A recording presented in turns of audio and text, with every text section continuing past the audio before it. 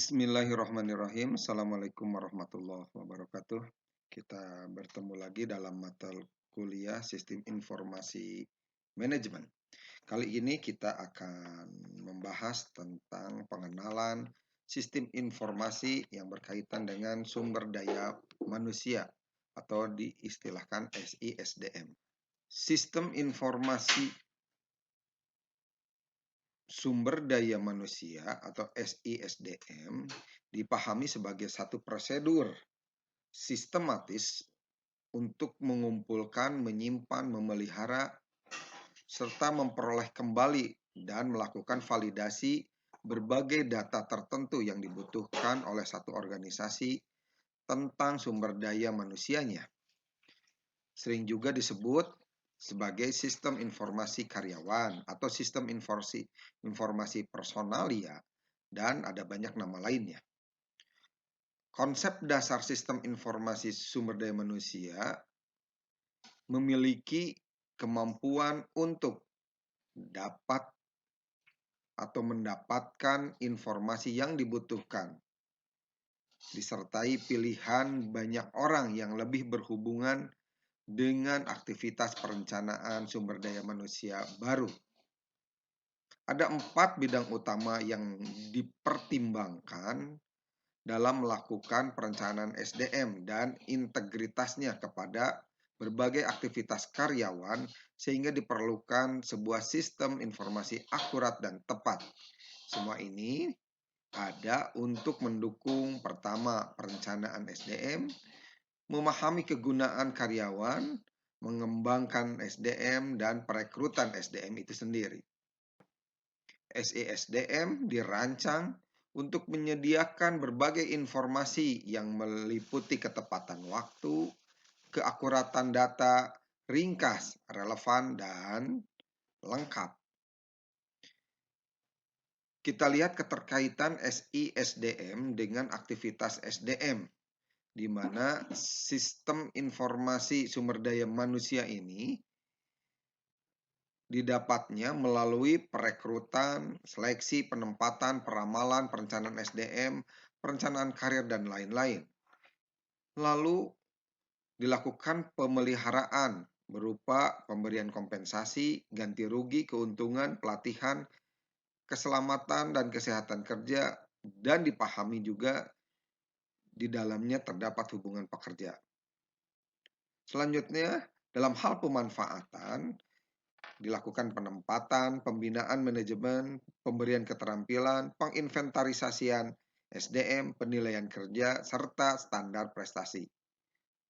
Pada akhirnya, melalui evaluasi, kita dapat informasi dari hasil riset personal, juga analisis ekonomi, serta analisis SDM, disertai penilaian potensi-potensi yang merupakan data dari audit SDM.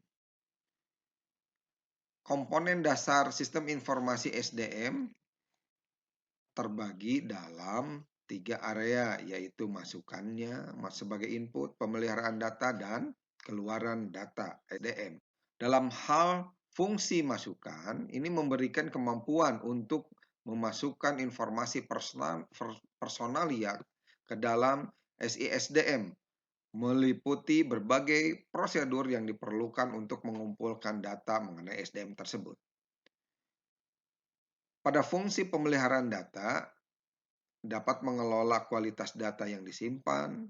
Fungsi ini selalu memperbaharui, menambah data baru, dan menghilangkan data yang sudah tidak diperlukan lagi pada database. Dan yang terakhir, pada fungsi keluaran, memproduksi keluaran sesuai dengan kebutuhan organisasi atau permintaan organisasi. Keluaran yang disediakan oleh sistem informasi merupakan penghubung penting antara SISDM dengan para pemakainya. Selanjutnya, bagaimana sumber-sumber informasi SDM? Pertama, borang lamaran. Di dalamnya ada informasi di mana penggunaan borang lamaran sebagai bagian dari proses pengangkatan karyawan. Selanjutnya, informasi yang mencakup tingkat pendidikan, keahlian, dan data biografis lainnya yang tentunya relevan dengan berbagai posisi atau pekerjaan yang ada di perusahaan. Yang kedua, sumber informasi dari evaluasi kinerja, dikarenakan banyak informasi yang berubah setiap periode. Kebutuhan-kebutuhan SISDM perlu diperbaharui secara berkala agar berdaya guna. Meliputi juga keahlian dan bakat karyawan dalam hal evaluasi ini, disertai kinerja saat ini, serta potensi pertumbuhan SDM itu sendiri. Yang ketiga, maklumat perubahan personalia merupakan sumber informasi SDM, di mana borang sederhana untuk memperbaharui informasi ini dapat secara berkala dan didapat dengan meminta penyelia melengkapi data dan mengirimkannya ke bagian SDM. Sumber lainnya adalah tindakan-tindakan indisipliner, di mana informasi yang berkaitan dengan tindakan indisipliner perlu dimasukkan kepada SISDM sebagai sebuah database. Informasi ini sebagai laporan kepada karyawan, wakil serikat pekerja, dan kepada bagian sumber daya manusia. Yang kelima, data daftar gaji. Informasi ini menjadi bagian dari data yang disediakan melalui formulir evaluasi kinerja. SISDM berisi riwayat gaji setiap karyawan, termasuk gaji dasar, presentasi, kenaikan setiap tahun, lalu juga setiap bonus yang diterima dan penghargaan-penghargaan khusus yang diberikan. Bicara tentang kriteria sumber informasi SDM meliputi dua hal, berkaitan dengan pelatihan para pemakai, di mana Departemen SDM perlu memastikan bahwa karyawan-karyawannya dan para pemakai SDM lainnya dilatih secara benar guna memanfaatkan SISDM. Yang kedua, mengaitkan strategi-strategi dan keputusan. Perusahaan harus memastikan bahwa sistem melakukan fungsi-fungsi yang diperlukan dan memberikan informasi yang bakal membantu para pengambil keputusan mencapai berbagai tujuan dan strategi organisasi. Selanjutnya, perencanaan dan penyatuan ke dalam aktivitas SISDM. Perusahaan yang berskala besar umumnya melibatkan 4 tim yang sengaja dibentuk berkaitan dengan perencanaan SDM dan penyatuan ke dalam aktivitas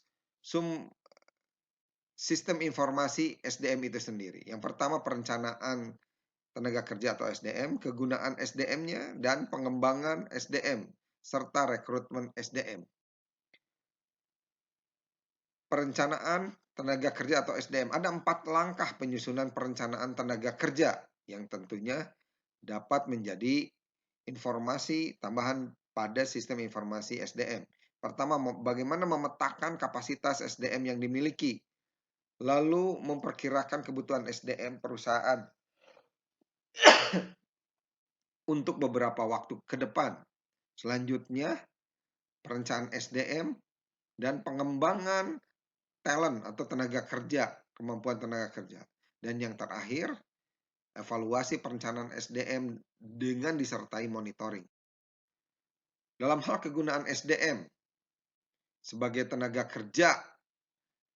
kerja yang disebut sebagai manpower merupakan seluruh penduduk atau setiap penduduk yang memiliki usia siap kerja.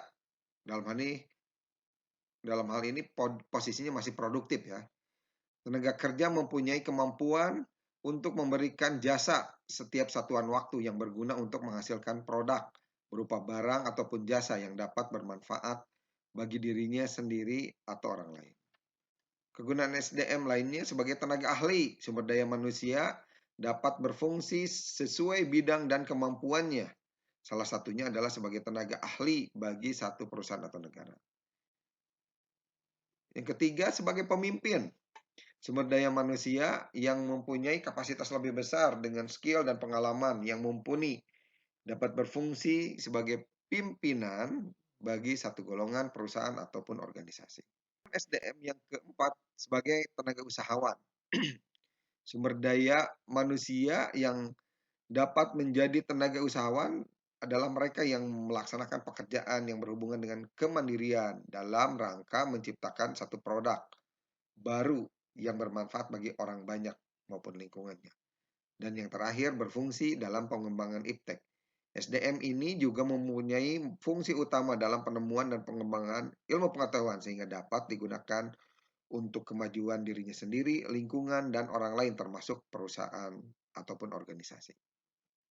Selanjutnya dalam hal pengembangan SDM, ada 7 fungsi pengembangan SDM, yaitu untuk meningkatkan produktivitas, agar mampu mengurangi kerusakan yang terjadi pada produk, pekerjaan bisa berjalan lebih efisien, lalu meningkatkan sikap kepemimpinan, memberikan tingkat pelayanan yang baik kepada konsumen, menciptakan moral yang baik bagi karyawan, serta mampu meningkatkan balas jasa.